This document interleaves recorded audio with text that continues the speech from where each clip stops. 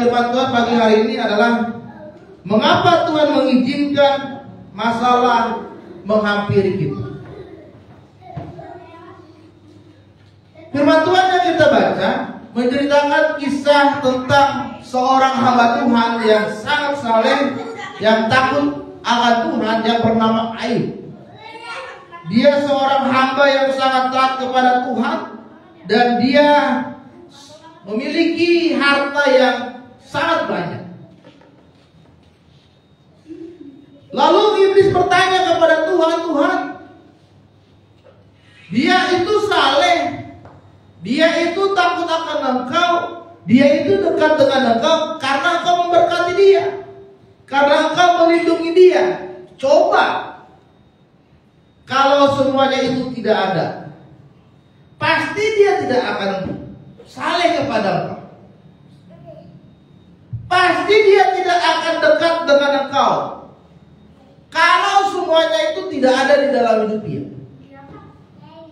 Maka pada saat itu Tuhan mengizinkan supaya iblis mencobai Ayub. Saudara terkasih dalam nama Tuhan, masalah yang kita alami saat ini itu bukanlah dilakukan oleh Tuhan, tetapi iblis yang membuat itu terjadi di dalam hidup kita. Tetapi Tuhan mengizinkan itu terjadi di dalam hidup kita, seperti yang dialami oleh Ayub. Mungkin kita berpikir, masih awal bulan Januari gak ada masalah. Ternyata ada masalah lagi yang terjadi dalam hidup kita. Masalah yang terjadi dalam hidup kita, saudara, itu adalah segala sesuatu yang terjadi yang membuat kita itu semakin bertumbuh atau semakin jatuh di dalam Tuhan. Nah, ini yang ingin dilihat oleh iblis.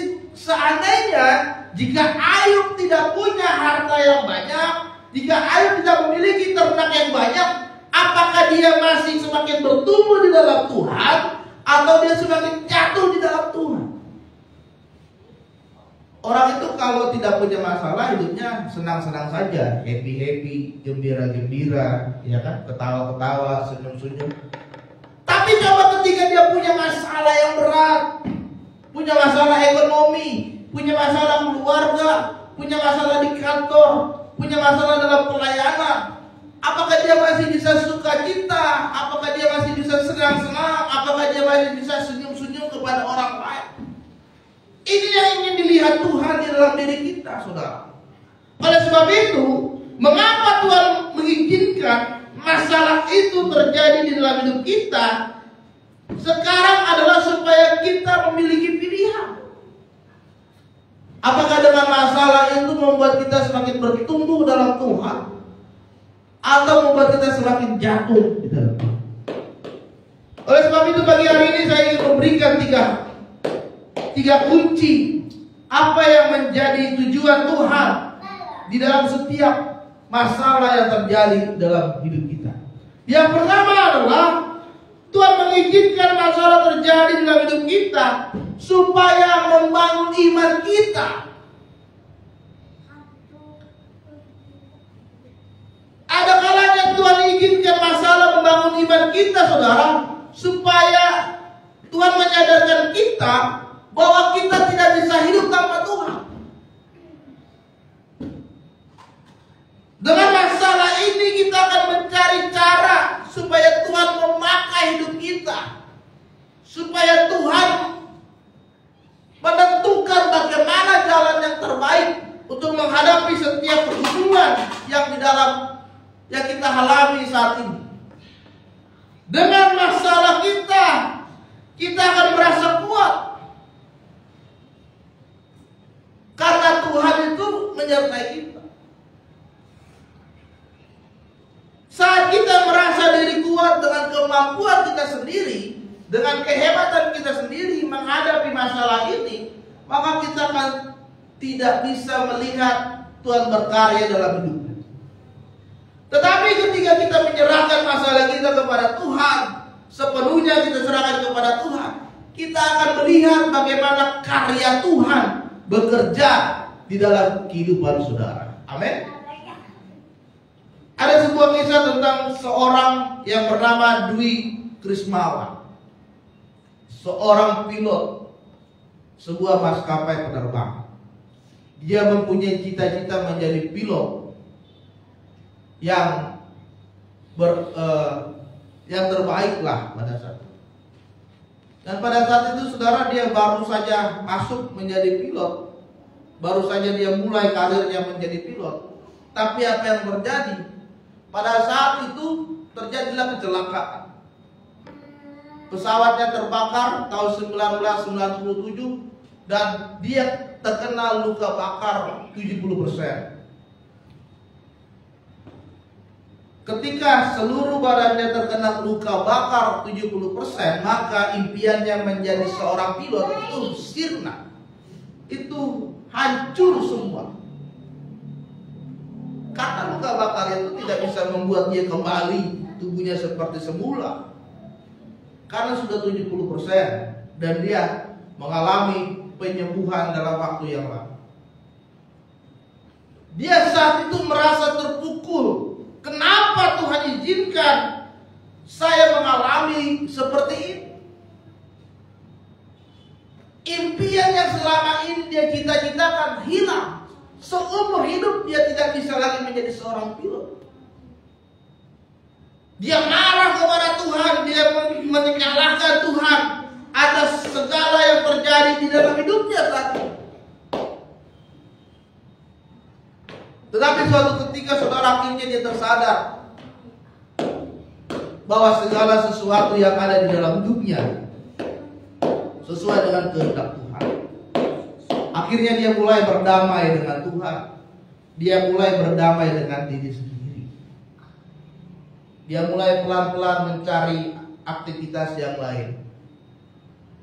Mulai dari dia beternak ayam, pelan-pelan. Mulai dia mencoba melamar sana sini menjadi seorang karyawan. Dan suatu ketika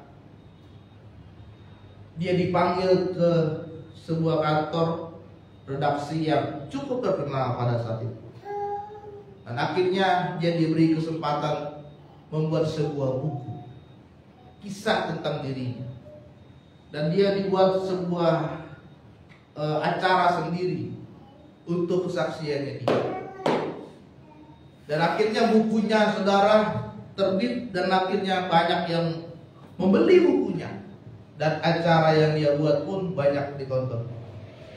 Dan sekarang dia menjadi seorang motivator, seorang penceramah yang membangkitkan motivasi bagi orang. Tadinya dia punya pergumulan yang berat karena kecelakaan yang dia alami. Tetapi saudara, ternyata Tuhan memakai dia lagi. Di tengah-tengah masalahnya ternyata Tuhan bekerja di dalam hidupnya. Di tengah-tengah pergumulan yang dihadapi ternyata Tuhan itu tidak sedang tidur. Tuhan itu tidak meninggalkan dia. Ternyata Tuhan menyertai dia saat itu. Dan Tuhan sedang merancang apa yang akan dia lakukan setelah peristiwa itu. Dan ternyata setelah kejadian itu ternyata Tuhan pakai dia lebih hebat, lebih besar daripada yang dia pikirkan sebelumnya. Jadi dengan masalah yang kita hadapi, Tuhan ingin melihat bagaimana iman kita kepada Dia. 2 Korintus 1 berkata, cukuplah kasih karuniaku bagimu, sebab justru dalam kelemahanlah kuasaku menjadi sempurna. Korintus berkata, saudara, di tengah-tengah kelemahan kita, maka kuasa Tuhan itu semakin bekerja, semakin terjadi, semakin mengalir dalam hidup saudara. Amin.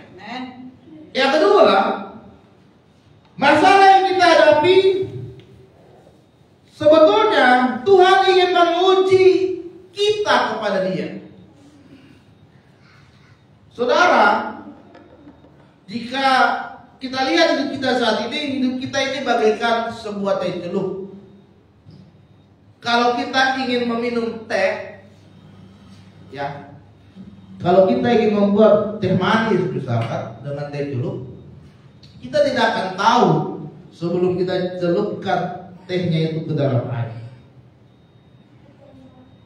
Kita celupkan tehnya itu ke dalam air yang panas berkali-kali, barulah berubah warna menjadi air teh.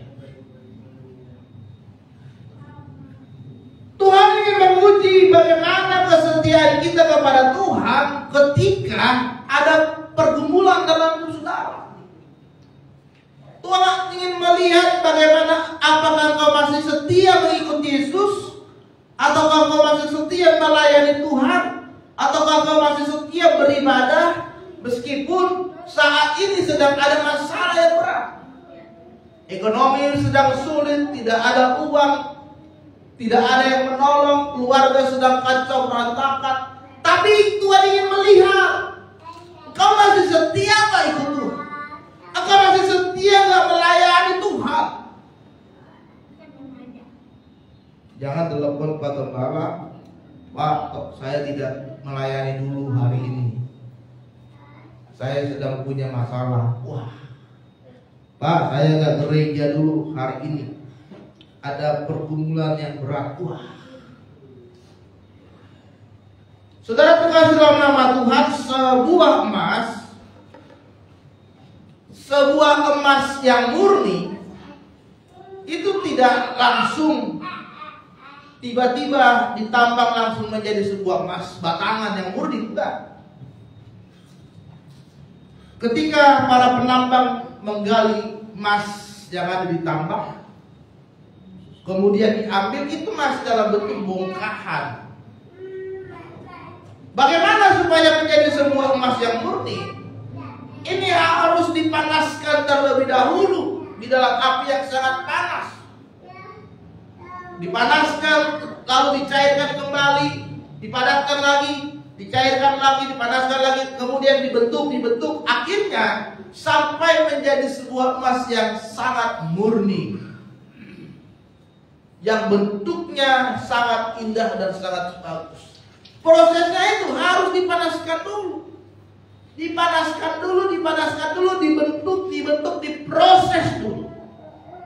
Menjadi orang Kristen yang kuat di dalam Tuhan itu harus dibentuk dulu sama Tuhan, diproses dulu sama Tuhan, sehingga kita akan melihat bahwa ternyata di tengah-tengah proses kehidupan kita, Tuhan itu ada.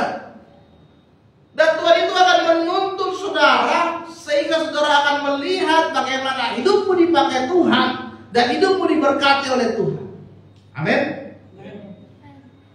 Yakobus 1 ayat 2 berkata, saudara-saudaraku, anggaplah sebagai suatu kebahagiaan apabila kamu jatuh ke dalam berbagai pencobaan, sebab kamu tahu bahwa ujian terhadap imanmu menghasilkan ketekunan.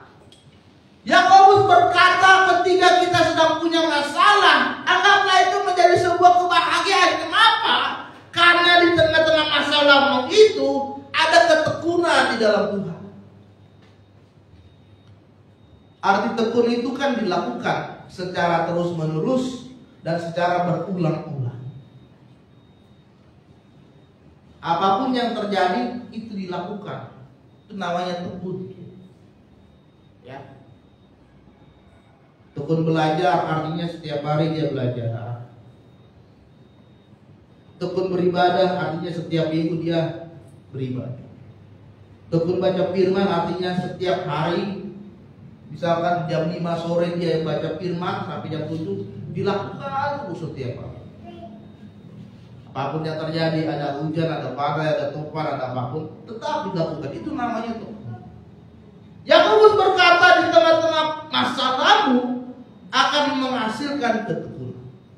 Jadi masalah untuk menguji iman kita kepada Tuhan. Yang ketiga dan yang terakhir, masalah yang Tuhan inginkan terjadi dalam hidup kita itu untuk mengoreksi diri kita di hadapan Tuhan.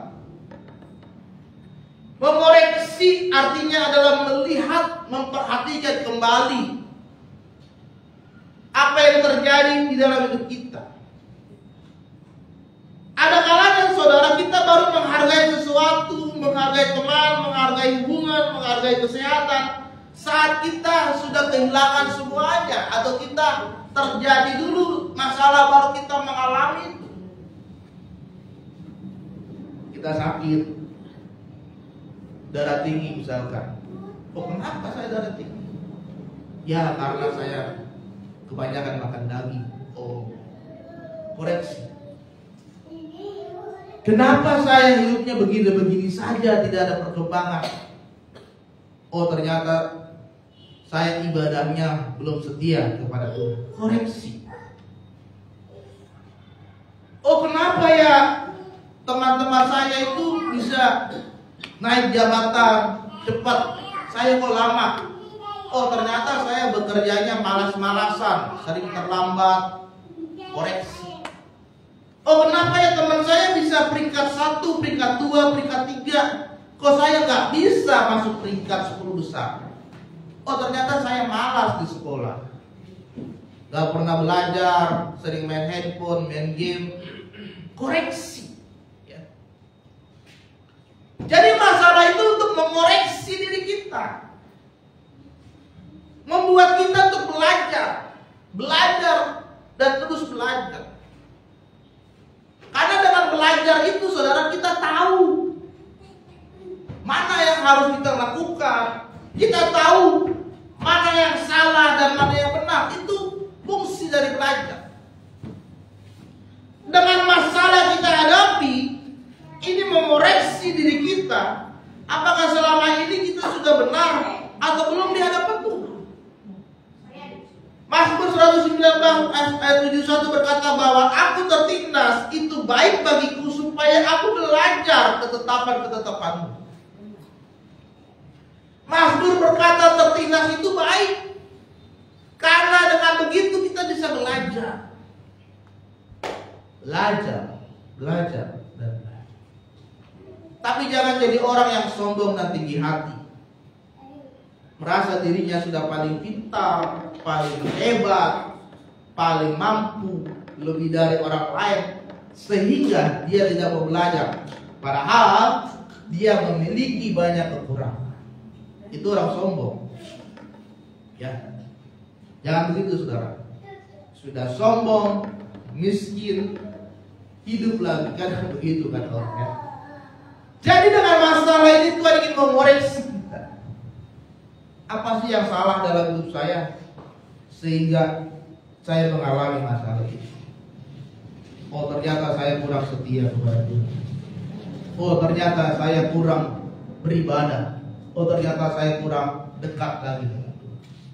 Dan sebab itu, saudara, hari ini marilah kita belajar dari setiap masalah yang kita hadapi. Masalah itu Tuhan izinkan terjadi dalam hidup kita. Yang pertama, supaya